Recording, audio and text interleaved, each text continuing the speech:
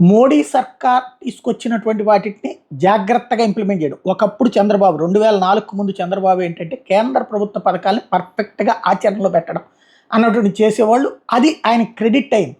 ఇప్పుడు అట్లాంటిదే తాజాగా చేసుకొస్తున్నటువంటి పని. విద్యుత్తుకి సంబంధించి ఆదా కోసం కేంద్ర ప్రభుత్వం రాష్ట్ర ప్రభుత్వాలకు ఒక గైడెన్స్ ఇచ్చింది, గైడ్‌లైన్స్ ఇచ్చింది. అదేంటయ్యా అంటే అన్ని రాష్ట్ర ప్రభుత్వాల కార్యాలయాలకి కూడా సోలార్ ప్యానెల్స్ పెట్టుకోండి. దానికి దాదాపు 70-80% కేంద్ర ప్రభుత్వం భరిస్తుంది. రాష్ట్ర ప్రభుత్వం 10-20% పెట్టుకుంటే చాలు. అది మెయింటెనెన్స్ చూసుకుంటే సరిపోతుంది. 20 ఏళ్ళకి అగ్రిమెంట్ రాసిస్తుంది. నెట్ క్యాప్ లాంటి వాళ్ళు మెయింటెనెన్స్ కూడా చూసుకుంటారు. తద్వారా ఇక్కడ కరెంటు ప్రొడక్షను వస్తుంది.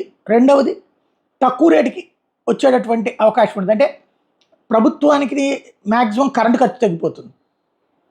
అదే సందర్భంలో అక్కడ మిగిలి కరెంట్ అంటే ఫర్ ఎగ్జాంపుల్ ఆదివారాలు, శనివారాలు లేదా సెలవు రోజుల్లో ప్రభుత్వ కార్యాలయం తెరుచుకోదు. కానీ దాని కరెంటు ఉత్పత్తి అవుతూనే ఉంటుంది కదా సోలార్ ప్యానెల్స్ నుంచి. అది విద్యుత్ శాఖ వెళ్ళడం ద్వారా ₹2.5 కరెంట్ విద్యుత్ శాఖకి వెళ్తుంది. ప్లస్ ఆ డబ్బులు ప్రభుత్వానికి మిగులుతాయి. అది ఒక కాన్సెప్ట్ అనమాట. దాన్ని మోడీ సర్కార్ చెప్తే ఎలాంటి బ్యాష్ట్యాలు పోకుండా అమలు చేయడానికి ఓకే అన్నారు చంద్రబాబు.